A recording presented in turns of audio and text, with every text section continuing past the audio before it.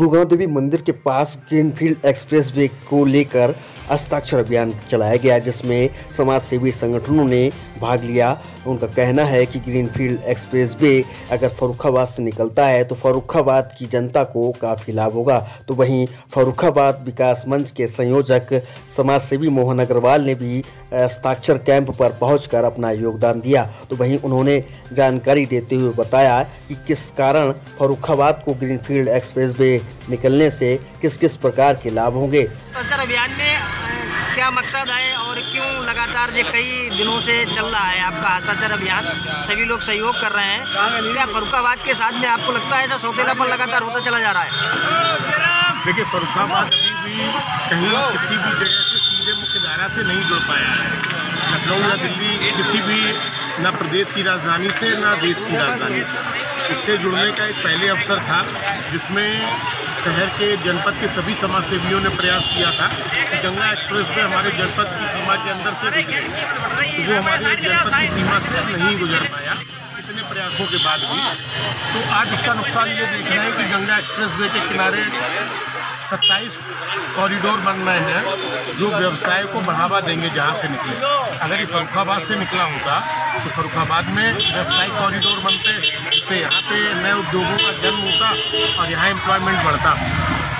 यहाँ से green corridor express way जो निकलने की बात चल रही थी, तो उसमें भी एक संशय की स्थिति विगत 2-3 महीने से उत्पन्न हो गई कि वो फर्रुखाबाद से होकर गुजरेगा या मैनपुरी से होकर गुजरेगा।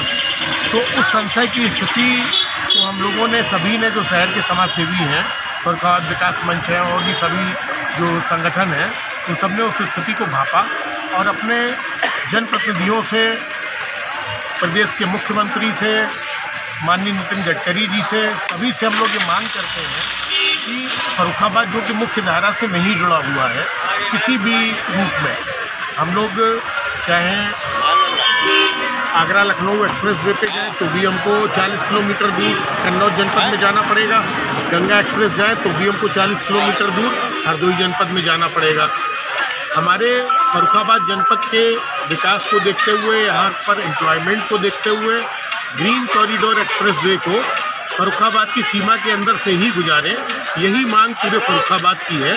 उसी मांग को बल देने के लिए हम लोग एक सकारात्मक रूप से हस्ताक्षर अभियान यहाँ की जनता की भावनाओं को दर्शाने के लिए चला रहे हैं। तो इस भावना का सम्मान यहाँ के जनप्रतिनिधियों को करना चाहिए, साथ में ऊपर इस बात को पहुँचाना चाहिए जिससे कि जो हमारा विकास का हमारा अधिकार है वो हमको मिल सके। क्योंकि आज एक्सप्रेस वे बनेगा, कल इसके किनारे औद्योगिक गलियारे बनेंगे, तो उसका लाभ फर्रुखाबाद के युवा को ही मिलेगा अगर यहाँ से वो एक्सप्रेस वे होके गुजरेगा। आप आलू के बड़े व्यापारी हैं, आपका कोल्ड भी है, और फर्रुखाबाद में आप जैसा कि कहा जा रहा है कि एक बहुत बड़ी मंडी है, एशिया की सबसे बड़ी मंडी है, तो उसको कितना बेनिफिट हो सकता है एक्सप्रेस वे से? एक्सप्रेस वे से बहुत लाभ होगा। यहाँ पर इंडस्ट्रियलाइजेशन पूरा हो जाएगा, पाउडर के बड़े बड़े प्लांट आलू के लग सकते हैं, क्योंकि आलू एक सस्ती कमोडिटी है, 5 रुपये से लेकर 20 रुपये किलो तक अधिकतम बिकती है। तो ऐसे में ट्रांसपोर्टेशन कॉस्ट का बहुत मतलब होता है। अगर हमारे यहाँ से एक्सप्रेस वे होकर गुजरेगा तो निसंदेह ट्रांसपोर्टेशन कॉस्ट उस चीज़ की घटेगी, जिससे उसको बढ़ावा मिलेगा। फर्रुखाबाद जिले में लगातार जो आप अपने शहर से जब कहीं निकलते हैं कहीं जाने के लिए, तो सारी रोडें टूटी हैं चौतरफा, तो उस पर आपके क्या विचार हैं? क्या होना चाहिए डबल इंजन की, जबकि लगातार सरकार चल रही है और फर्रुखाबाद के साथ में ही सौतेलापन हो रहा है, जबकि एक अंग इसका है कन्नौज, वो बहुत विकसित हो चुका है, जो कि फर्रुखाबाद से ही जुड़ा रहा कुछ समय पहले, और आज वो बहुत आगे है। फर्रुखाबाद से क्या विचार है आपके?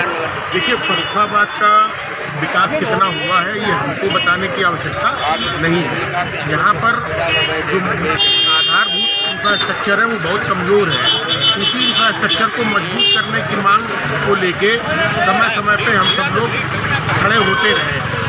जैसे अभी हम आपको बता रहे हैं कि गंगा एक्सप्रेस वे के लिए भी हम लोगों ने काफ़ी तीव्रता से मांग की कि गंगा एक्सप्रेस वे फर्रुखाबाद से होकर गुजरे, जिससे कि यहाँ का इंफ्रास्ट्रक्चर मजबूत हो। वो नहीं हो सका। तो यहाँ पे आप मोहम्मदाबाद रोड की बात कर रहे हो, तो सभी जानते हैं कि वर्षों से टूटा पड़ा हुआ है और किसी भी क्षेत्र का विकास नहीं हो पाता है, तो उसकी पूरी जिम्मेदारी जनप्रतिनिधियों की होती है, चाहे वो पूर्व समय के हो चाहे वर्तमान के हो। एक मोहम्मदाबाद का ही रोड नहीं, लगातार फरुखाबाद शहर से जैसे ही बाहर निकलो या फरुखाबाद शहर को ले लो, शहर में भी सारे रोड लगभग टूटे हैं। और इसके अलावा भी अगर कहीं निकलोगे तब भी रोड टूटे हैं चौतरफा। ऐसा फरुखाबाद के ही साथ में क्यों हो रहा है?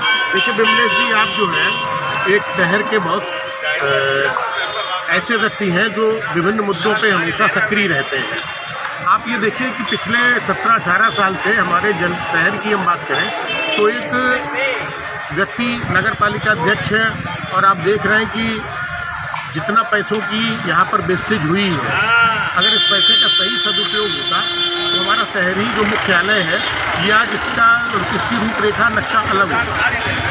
2 वर्ष से रेलवे रोड पूरा टूटा पड़ा हुआ है। साहबगंज चौराहे से लेकर मसैनी चौराहे के बीच में पूरा सब टूटा पड़ा हुआ है। तो इच्छा शक्ति का अभाव है और विज़न का अभाव है, विजनरी नहीं है। विज़न जो भी है उस विज़न पे वो काम कर रहे हैं। और किसी व्यक्ति पर हम लोग बात ना करें, हम लोगों का तो अपने शहर के विकास को लेके बात है। तो जब बात जनपद के विकास को लेके बात है, बात जब शहर की आई तो हमने आपसे ये कहा कि हर साल जिस शहर में 100 करोड़ 80 करोड़ रुपया आता है, वो अगर शहर डेवलप नहीं हो पा रहा है तो इसके लिए दोषी कौन? जनप्रतिनिधि और यहाँ के हम सब लोग जो अपने मांगों को सही तरीके से पूरा नहीं करा पाते, राजनीति का शिकार हुआ। आश्रय अभियान के बाद में अगला क्या होगा? आपका अगला कदम क्या करेंगे? क्या विचार हैं? क्या सोचा है आपने? देखिए, हम लोगों की सीमाएं बहुत कम हैं। हम लोग केवल अपनी बात को ऊपर तक पहुंचा सकते हैं। ये सारा दायित्व यहाँ के जनप्रतिनिधियों का है कि यहाँ की जन भावनाओं को जो आप हम सब लोग संकलित कर रहे हैं, इसको ऊपर तक पहुँचाएँ। माननीय योगी जी तक पहुँचाएँ, माननीय नितिन गडकरी जी तक पहुँचाएँ। और NHAI द्वारा जो DPR बन रहा है उसमें फरुखाबाद को होते हुए ही इसको बनवाने के लिए अपना अथक प्रयास करें। क्योंकि यहाँ की जनता ने उनको मत दिया है, विधायक चुना है, सांसद चुना है, तो ये उनका दायित्व बनता है कि यहाँ के विकास की लड़ाई को ऊपर लड़ाएं। ठीक है।